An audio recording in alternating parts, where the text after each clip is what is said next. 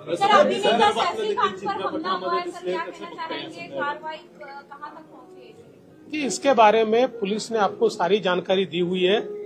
ये किस प्रकार का हमला है, इसके पीछे क्या है, किस प्रकार की मंशा से ये हुआ है, ये सारी चीजें आपके सामने आ चुकी हैं। पोलिसांनी त्या संदर्भातली सगळी माहिती आपल्याला दिलेली आहे।